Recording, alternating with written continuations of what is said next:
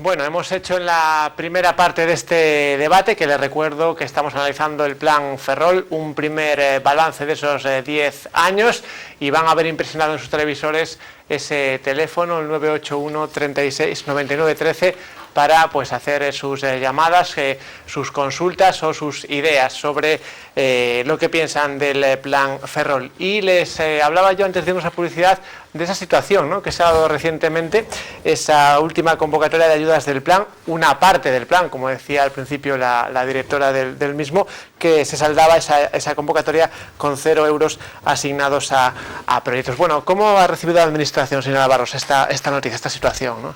Bueno, a ver, yo me gustaría matizar sí, al hilo de esto también un par de cosas que se comentaban antes en la mesa, ¿no? Que parece que desde que el Partido Popular llega al gobierno a partir del año 2010, pues deja de haber las mismas cuantías de dinero y las condiciones y tal. Las cuantías siguen siendo las mismas. Los préstamos de reindustrialización se hacen por una convocatoria general y unas convocatorias específicas, como decía antes, entre las cuales está la de Ferrol, Eume y Ortegal, además de otras 8 más en distintas áreas desfavorecidas de España. Y nuestra convocatoria en los últimos años, desde que está en vigencia el plan Ferrol, han sido cuantías en el entorno de los 50 millones de euros, más concretamente 45,7 millones, que en ningún momento se han mermado desde que gobierna el Partido Popular. Si bien es cierto que hubo una etapa en donde este instrumento que lo gestiona el Ministerio de Industria, se ordena en base a una ley, bueno, como referencia está la ley de subvenciones, y en base a una orden general y una convocatoria específica, es un instrumento financiero, pero que inicialmente pues era financiero y subvención, ¿no? Y en otra etapa pues eran préstamos a 15 años con 5 de carencia, con lo cual, y sin ningún tipo de interés, ni aval ni garantías, con lo cual pues es verdad que eso dinamizó muchísimo, tuvo una importante capacidad de atracción de proyectos, si bien también es cierto que muchos de ellos pues no se consolidaron, pues en muchos casos porque eran empresas que no estaban suficientemente fuertes financieramente como para aguantar el desarrollo de esa inversión. También es verdad que luego hubo una época de crisis que afectó duramente a los procesos de inversión, y es cierto que en el año 12, en el bienio 12-13, se empezaron a introducir cambios en este tipo de instrumento, ¿no? Los primeros cambios pues pasan en el año 12 por introducir un tipo de interés, y en el año 13, además del tipo de interés, pues se exigen una serie de condicionantes, de criterios de viabilidad, sobre todo económico-financiera, en los balances, y también los avales, ¿no? Avales entre un 10 y un 20%, para de alguna forma hacer un efecto filtro que no ha sido tampoco mal entendido ni mal recibido por la gente que está en disposición de hacer proyectos empresariales e industriales, porque entienden que es verdad que hay que filtrar los posibles proyectos que no vayan a ser desarrollados, ¿no? Yo creo que ahí estamos todos de acuerdo, y estamos hablando de una gestión eficaz de los recursos públicos. Es dinero que hay que devolver, por lo tanto, pues hay que asegurarse de alguna forma que efectivamente ese dinero va destinado a esas ayudas. Pero sí que es verdad también que se pone en marcha esta serie de criterios, y hay también paralelamente, por la crisis económica, un frenazo a la inversión general en toda España, porque en la convocatoria del año 13, la convocatoria de Ferrol, Eume, Ortegal, que normalmente se cubría al completo en el entorno de los 50 millones de euros de inversión, pues quedó en los 20,5 millones de apoyo a la inversión, y fue de las 9 convocatorias específicas la que dio más apoyo, es decir, tanto Cádiz como Campo de Gibraltar, como Soria, Teruel, Lorca, todo el resto, la de Extremadura, todo el resto de convocatorias quedaron muy por debajo de los apoyos que se gestionaron y se tramitaron en Ferrol. Pero ya sí que detectamos que además de ese frenazo, es verdad que si en las nuevas criterios que se marcan desde Europa de fortalecimiento industrial, en donde se focalizan mucho las ayudas, esta línea de préstamos a desarrollos de bienes, a creación de bienes de uso industrial, es decir, dejando fuera muchos otros sectores, como pueda ser el sector servicios, el turismo, el logístico, pues estaba directamente vetando de alguna forma a un montón de sectores que tradicionalmente servían como para diversificar empresarialmente nuestras comarcas, ¿no?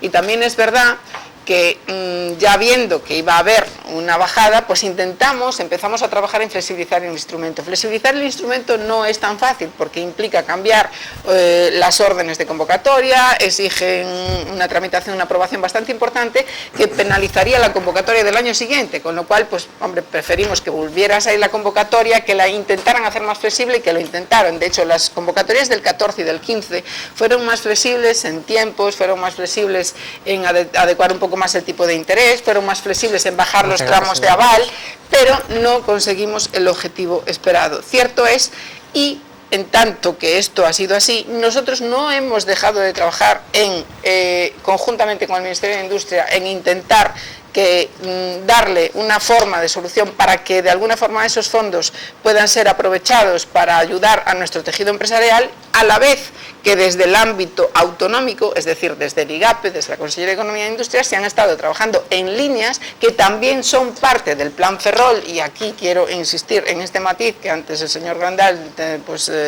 intentaba descartar, que están a disposición de nuestro tejido empresarial para de alguna forma compensar esas vías de financiación alternativa que puedan tener los posibles proyectos que se vayan a desarrollar. No solamente el Jeremy, que ya mencionaba antes, sino nuevas líneas que en este momento se están a punto de publicar a través del BEI, líneas muy importantes para grandes inversiones, líneas de subvención a grandes inversiones industriales y líneas de circulante que lo están demandando ahora mismo las empresas, además de los que ya están a disposición de las auxiliares del Naval, que son conocidos por ellos. Bueno, hablábamos de esa última convocatoria, no exitosa ni mucho menos. ¿Cómo lo valora, señor Pérez Castillo? Pues tenemos que esperar a ver esas nuevas líneas que salen, y entonces es cuando podemos valorar, porque lo que hay de momento, lo que había hasta ahora, no era nada interesante. Entonces, si van a salir líneas nuevas para montante, para poder uno, aparte de comprar material, poder trabajar y tener puesto de trabajo, pues tendremos que esperar a ver qué línea sale. Sorprendido porque se ha llegado a esta situación de pues sí, asignación. Sí, pues me sorprende porque no lo sabía. Entonces me entero ahora de esto y muy gratamente, porque ya te he dicho, tengo mi hijo que está loco quiere ser empresario, yo le digo que no, pero bueno, y quiere ser empresario, y eso del Jeremy pues me parece estupendo, y si sale otras mejor, compatibles con el proyecto de él, pues estaría feliz. Entonces es la única forma, generar puestos de trabajo para darle oportunidades a la juventud, que supriman esa ley de que si una persona se hace autónomo y le dan una pequeña ayuda, bueno, no sé, una ayuda para que tiene que invertir, que demostrar que lo invierte, pero si genera un puesto de trabajo, se lo quiten. Eso yo me parece que eso es, yo no sé si ese día estaban de resaca o porque a nadie se le ocurre, pero bueno, son cosas que pasan, son errores, y espero que los subsanen y que la cosa funcione, y que pueda la juventud. Hay mil cosas aquí en Galicia que podemos, sobre todo en Ferrol, se puede, no solamente en Avantia, hay cosas de, por ejemplo, ya te he dicho, el mar tiene mil posibilidades, turismo, montar degustar cosas de marisco, mil cosas. He oído que, bueno, han montado un compañero de aquí del mar, una visceradora, que parece que está cogida con el plan. Esta también es una solución. Un compañero mío que montó ahí, quiere, aparte de trabajar en una depuradora, pues ahora montó una parte de la nave para viscerar la vieira, que tenemos aquí miles y miles y miles de vieiras, pues va a generar un poco de unos puestos de trabajo. Y como eso, 40.000 cosas que se puede hacer. Hay 1.000 cosas que se puede hacer. Lo que pasa es que no se puede llamar siempre en Avantia. Avantia fue muy importante en Ferrol, pero hoy los grandes barcos se construyen muy de tarde en tarde. Entonces hay que buscar otra alternativa para la gente, para lo que dice él, que no se marche de aquí la juventud y los empresarios. Los empresarios nos quedemos aquí en Ferrol y generemos algún puesto de trabajo, los que podamos, ¿entiendes? Porque ser empresario es, para mí, llevo toda mi vida empresario y estoy más aburrido. Yo tuve la oportunidad de quedarme la Bazán cuando yo era un chaval, solamente estuve 15 días porque me aburrí de no hacer nada, me marché. Y fue mi mayor horror, me arrepiento toda la vida, porque hoy estaría cobrando un buen retiro y estaría bien. Es el problema, la diferencia que hay. Y ser empresario es llevar las hostias de todos los lados. Y yo ya estoy cansado, estoy curtido ya, pero bueno, estoy cansado de... Bueno, hablábamos de esa última convocatoria, ¿cómo la calificaría, señor Grandal, desde Lo que voy tratando de decir desde el principio, ¿no? Es decir, como a Xunta de Galiza non se dé conta de que por aí non é o camiño para que Ferrolterra salga deste atolladeiro, bueno, pois seguiremos en esta tesitura. Lle regalarán as empresas, lle regalarán o que sea aos empresarios, virán, se quedarán, meterán os cartos no peto, se irán. Porque os tiros non por aí, eu decía antes, e trataba en toda Europa. A min, eu teño aquí o que está pasando, o que están facendo en Francia, con as distintas zonas das áreas que tamén califican como zonas, non? E temos Francia, temos Alemania, temos Reino Unido, e todas están apostando por uns camiños distintos. Entón, aquí debe ser que somos unos iluminados, e, bueno, pues moi bien. E que camiños están apostando? Pois, obviamente, é dicir, as infraestructuras, é dicir, poñer o tecido empresarial, poñerlle facilidades.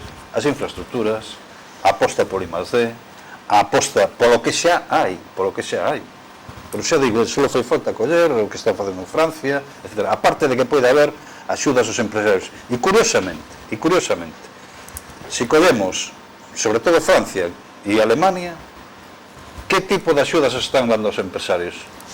Axudas de que lles dou unha subvención, non, están facendo outro tipo de axudas para que os empresarios poidan, entre outras cousas, contratar o que está dicindo este home, xente nova, etc. Diferencian, incluso non só entre o que se podía chamar unha zona como Ferrolterra, senón en zonas do extrarradio de París, en zonas moi concretas. Claro, eso aquí non se fai.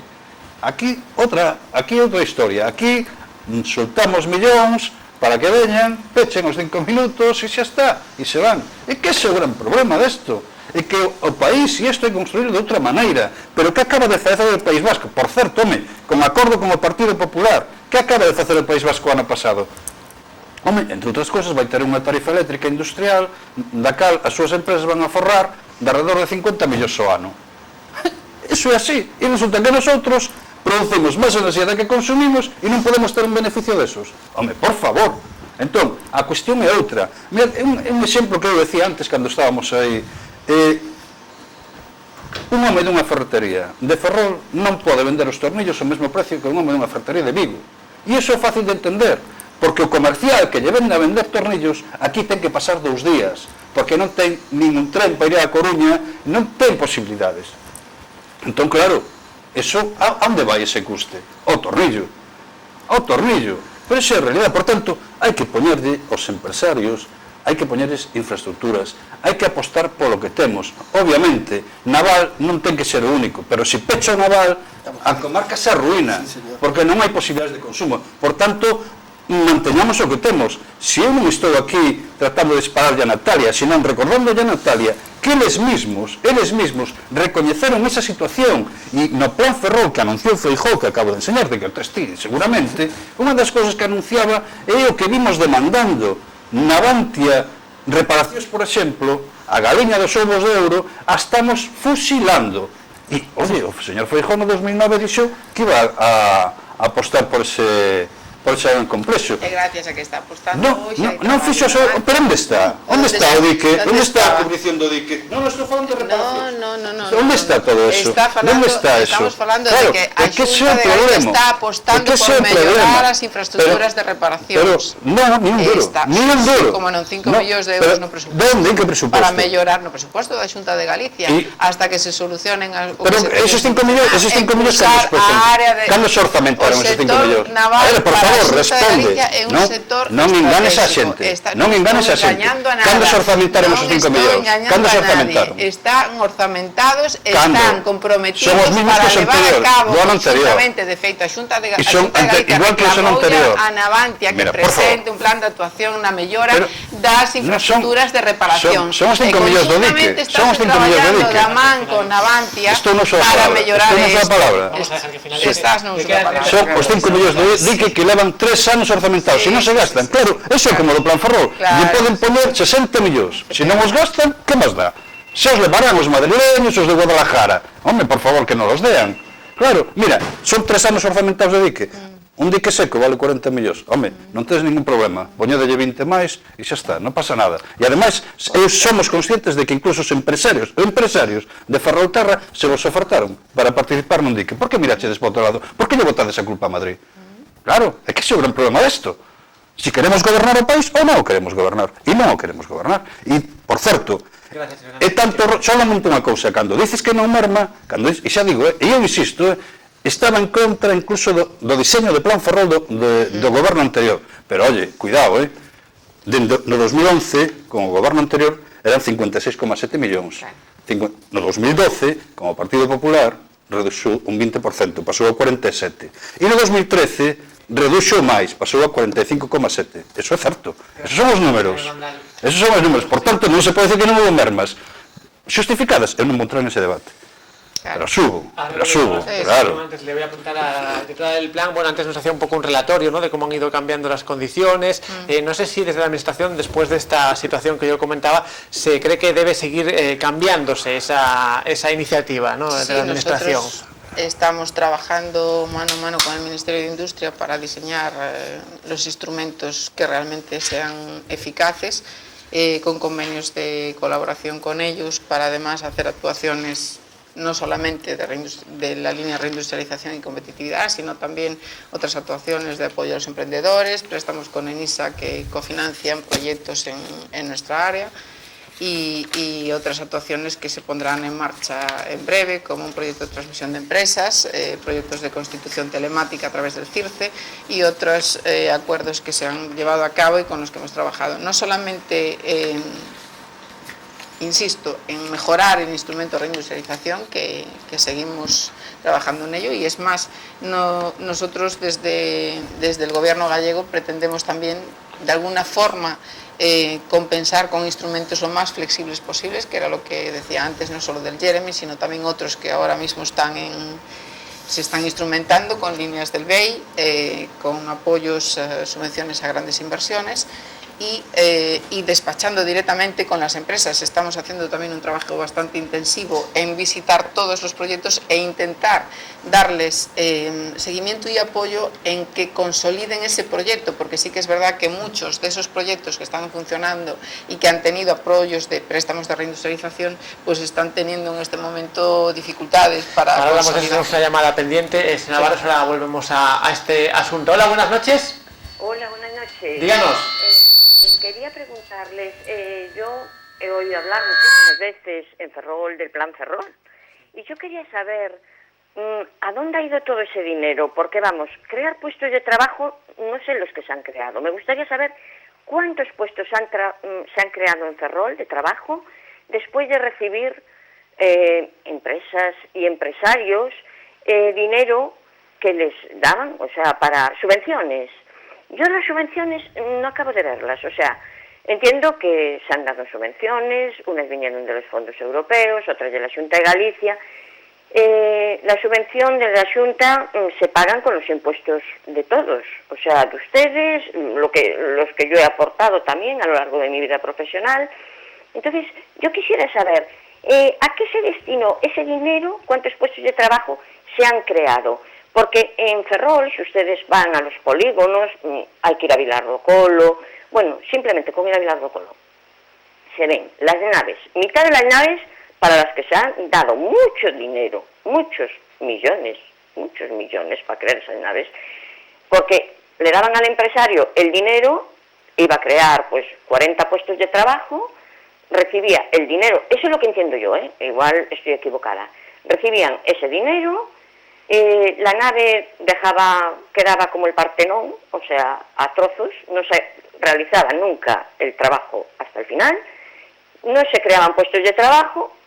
Yo quisiera saber exactamente cuántos puestos de trabajo se crearon después de recibir pues ese dinero, a ver qué se creó, porque Bazán, como bien dicen ahí, bueno, ahora se llama Navantia, en la época en que mi padre trabajaba, iba al chollo, porque Bazán era un chollo y sigue siendo un chollo, pero los que no hemos trabajado, los que no hemos ido al chollo, sino que íbamos a trabajar a empresas pequeñas, ahí hay un señor que es empresario y lo dice muy bien, al pequeño empresario se le llama chacalo, y yo he sido trabajadora de empresa pequeña y sé lo que han sufrido muchos empresarios pequeños y también sé lo que han despilfarrado otros empresarios. Porque aquí hay el típico empresario que trabaja como un desgraciado, que está el hombre que no sale. Yo lo he visto sobre todo en los bares, en las cafeterías. Si estaba el empresario encima, pues el bar iba y el negocio iba para arriba, y si no, pues no iba, ¿no? Pero también hay muchos empresarios que se mueven por las 4 P's. Y claro, si se mueven por las 4 P's, el dinero se va, no queda en la empresa.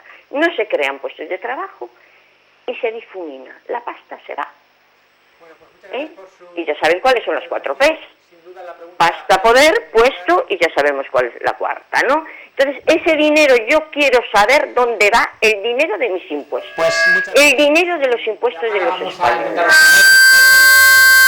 El turno de palabra lo tenía la directora del plan Ferrol. No sé si puedes responder esta pregunta concreta, ¿no? A ver, directamente se han creado puestos directos e indirectos muchos apoyando estos proyectos a lo largo de estos años. Evidentemente se han creado muchos y se han destruido muchos también, porque es verdad que muchos, pues por razones como la que estaba explicando esta señora, pues no han sido suficientemente responsables como para llevar a cabo la inversión o el proyecto o lo que fuera. Otros no han podido, otros pues han tenido que tomar medidas de ajuste en sus empresas porque la crisis les ha afectado muchísimo y se han reajustado los puestos de trabajo, pero evidentemente ese dinero de esas ayudas del Plan Ferrol ha ido a apoyar esos proyectos.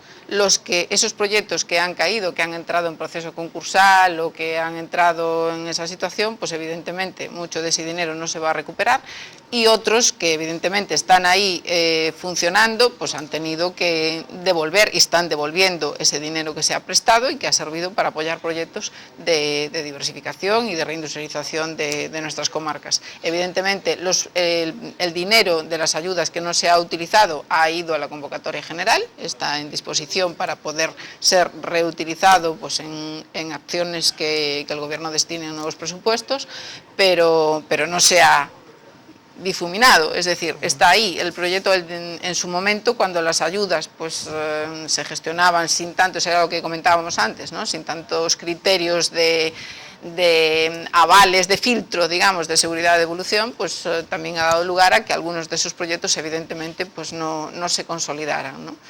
Y eso es lo que hay, y evidentemente por eso precisamente el Partido Popular en el Gobierno pues ha determinado que, una vez hecho un poco un estudio de la situación de los proyectos, pues ha determinado que había que aplicar unos criterios más rigurosos a la hora de dar estos préstamos de reindustrialización, y es en lo que estamos. Si bien es cierto que esos criterios han de mantenerse, la rigurosidad y la eficiencia en la gestión del dinero público, pues por razones como las que apuntaba esta señora que acaba de intervenir, han de ponerse sí o sí, ha de llevarse a cabo, pero bueno, hay que compaginar esa gestión responsable con que efectivamente la línea de apoyos sirva para impulsar proyectos, porque evidentemente tampoco queremos que queden las convocatorias vacías, ¿no? Bueno, y me pedía antes la palabra el señor Pérez Castillo, no sé si también quiere hacer alguna comentario de esta situación. La señora ha dicho las cosas, es con respeto que se me estaba pasando. Sí. La burocracia que hay en este país, es increíble. A los pequeños empresarios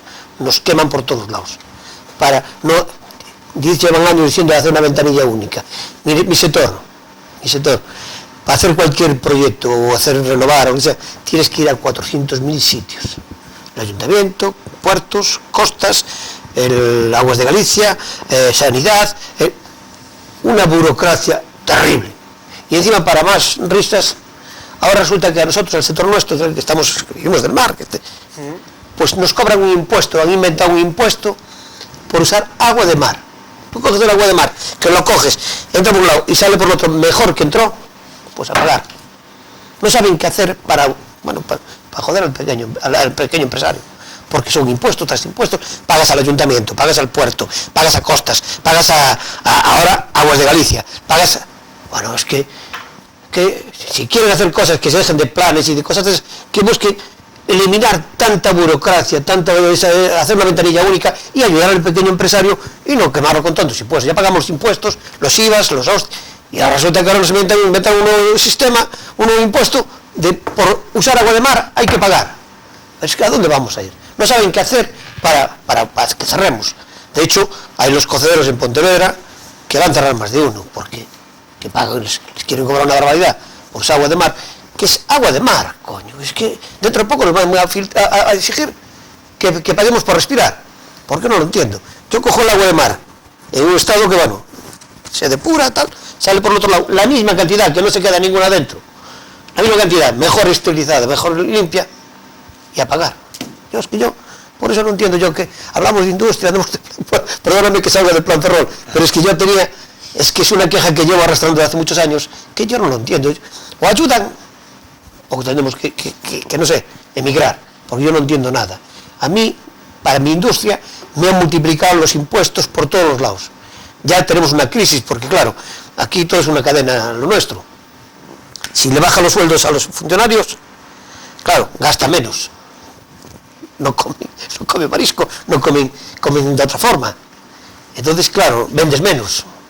Y si tú de los impuestos te suben todo, la corriente eléctrica, que es lo que está diciendo el compañero aquí, que sí, tiene razón. Aquí hay que pegar, a tratar de ayudar. Una forma de, en vez de tanto ayudar en otras cosas, pues a las empresas que funcionen, economizarles el consumo eléctrico, porque es una forma de ayudar, es una buena forma de que haya más empresarios, que se animen más gente a emprender este trabajo. Ahora, si tenemos que pagar impuestos por todos lados, pagar la energía eléctrica, una burrada, el otro los combustibles, es imposible ser empresario en este país, es imposible, a menos que sea un gran empresario de estos grandes, que bueno, que viven y la mayor parte de la inversión lo tienen fuera, o tienen mano de obra fuera, ¿entiendes? Pero ser pequeño empresario en España, yo digo Galicia, es que ahora, es que me quedo sobre todo, te cuenta, un nuevo impuesto, pues agua de mar, agua de Galicia, pero ¿por qué? ¿En base a qué? No tenemos bastantes impuestos, no pagamos los IVA, no pagamos la corriente, no pagamos los ayuntamientos, el ayuntamiento cobra un impuesto, el puerto de Ferrol te cobra un impuesto, en la costa te cobra un impuesto, aguas de Galicia te cobra impuestos, sanidad no te cobra impuestos, pero te mete unos palos que te lleva la mercancía para analizar aparte de la tuya y tienes que pagarla tú. Es que ser empresario, yo se lo estoy diciendo a mi hijo y sigo insistiendo, métete funcionario, que no te hagas empresario, porque de verdad, trabajas, lo que decía esta señora. Los pequeños empresarios llevamos las hostias de todos los lados. Y volviendo a esa llamada, señor Grandal, ¿algo que contestar ou que comentar sobre esa llamada desta vecina? Primeiro decir que os traballadores de Navantia non van ao chollo no sentido que diga a señora. Os traballadores de Navantia entran ás 6 da mañán a traballar como calquer traballador do mundo, non? E os resultados están aí. Non é ningún chollo ser traballador, non é ningún chollo. E logo hai unha cuestión, certamente eu non vou a afondar aquí no sentido de que se os empresarios se levaron a pasta ou non. A señora ten razón, hai unha cantidad de proxectos, hai moitos proxectos que de alguna maneira desapareceron, non? Claro, eu non sei se a xustificación é única e exclusiva de que os empresarios, bueno, pois tal, non? Eu creo que non, eu creo que aquí, eu insisto en isto, non? É dicir, cando un goberno... Esos que se van a pasta, non eran empresarios. No, bueno, non o sei. Un empresario cando un goberno diseña un plan e cando un goberno vai a deixar, vai a poñer cartos públicos nas más de empresarios, de proxectos industriais, etc., pois ten que ter un certo control e unha certa perspectiva de futuro e unha perspectiva incluso de mercado. Claro, si no medio deso o propio goberno goberna en contra, bueno, pois claro, se dan situacións tremendamente complicadas. Aquí nesta comarca temos un exemplo, é dicir, hubo empresas as cales tuveron financiación para dedicarse ás enerxías renovables ou ao sector eólico, polo medio o goberno paraliza o decreto, bueno, por decreto paraliza o tema eólico e claro, esas empresas se ven unha situación complicada, pero eso pasa igual con o resto, con moitísimas das outras chamadas enerxías renovables, eso é a realidade. Claro, entón temos que ter moito cuidado con os discursos e temos que ser moi claros no que creemos. Por tanto, eu insisto en eso, é dicir, Ferrolterra non vai a sair dese atolladeiro, sino se a política única é esa, decir, deixar de cartos empresarios, non vai a sair, é imposible. Eu insisto que hai que crear infraestructuras, etc. Pero falábamos antes da enerxía eléctrica e se me viña á cabeza este home, porque resulta que estiven estes días por Pontevedra, non? E me falaban dese tema, pero curiosamente, entre outras cousas que me falaban en un porto pesqueiro, me dicían que non entendían que o gasóleo fose máis caro de toda España. Non o entendían, e temos unha refinería aí ao lado. Entón, quen lle pode decir algo a Repsol? Este home, terá que decir a Xunta de Galiza. Oiga, mire usted está hasta contaminando aquí. Tenemos que, xa non digo, pero polo menos pagalo igual que o resto. Temos o gasóleo máis caro do Estado español. Pero é entendible, que unha refinería aí, como decía un home que tiña un barquiño ali, nun porto, non o digo, me acordai polo que decía este. Entón, son cuestións de que hai que gobernar. Gobernar non é única e exclusivamente decir, mire usted, tome 2 millones porque me venda aquí un proxecto. Non, gobernar son máis cousas. Gobernar é iso, crear proxectos de I+D en Ferrolterra, crear proxectos de I+D coa universidade. Gobernar é facer un complexo na ría de Ferrol, un complexo no cal estén asentados os empresarios e os agentes sociais para ver o que se necesita en Ferrol. E que eso é como saliron todas as cidades que eu coñeza, por eso insisto en moitas zonas, como saliron de verdad das reconversións. Pero vayamos a Sagunto, vayamos ao Gran Bilbao, vayamos a todas.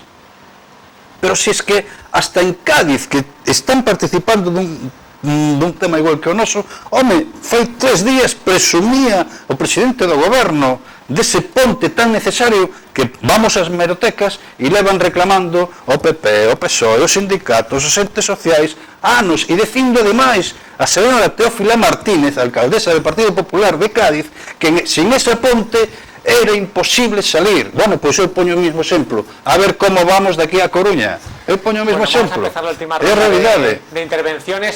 Simplemente ahora van a tener medio minuto. Vamos a empezar en este caso por el señor Grandal nuevamente.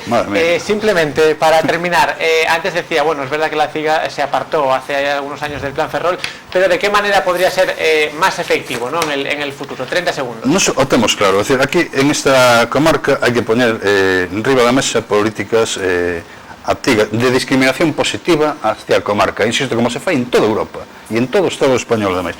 E eso pasa por potenciar claramente o sector naval, ademais se non se fai eso é imposible, ten que ser o motor, porque ademais de aí teñen que salir o resto das empresas. O que dice a propia Natalia, dai teñen que ser das empresas que poidan diversificarse, que é certo que hai algún que o fixo, que é certo que hai algún que o fixo, pero eso é a única salida. E poñerlle aos empresarios nas mans a cidadanía infraestructuras para que poidan vir aquí, non regalarlles millóns. Ese non é. Infraestructuras, I+D, acordos de verdad que se aposte por I+D coa universidade, e eso é o único que hai que facer. E a partir de aí se verá si esto sale para diante ou non. Regalando millóns é imposible. Para mejorar el plan Ferrol? 30 segundos. El plan Ferrol, pues cambiarlo. Bueno, e que nos devolvan o roubado, que nos devolvan os millóns que non invertiron e se quedaron con eles, Yo no sé quién lo cambiarlo, decía. Pero sí, cambiarlo, porque dar facilidades a estas nuevas ideas, que busquen otras vías de ayudar a la juventud, a la gente, al pequeño empresario, que no solamente los grandes empresarios no son los que más generan trabajo, ni puesto de trabajo. Pequeños empresarios generan bastante más trabajo que cualquier empresa grande. De hecho, los autónomos en este país, los pequeños, los bares, las tiendas, siempre generan puesto de trabajo, cantidad, y son más seguros que las grandes empresas, como dice él, que venden una empresa y después se va y queda todo obsoleto. Y luego, sobre todo, ayudar al sector del mar. Esa depuradora tiene que funcionar. Esa depuradora no pueden tirarla para atrás. Es imprescindible, porque viven cientos de personas de esta ría. Hay una cofradías aquí en Ferrol que pueden generar muchos puestos y generan mucha riqueza. Bueno, señora Navarro, ¿cómo debe ser el plan Ferrol del futuro?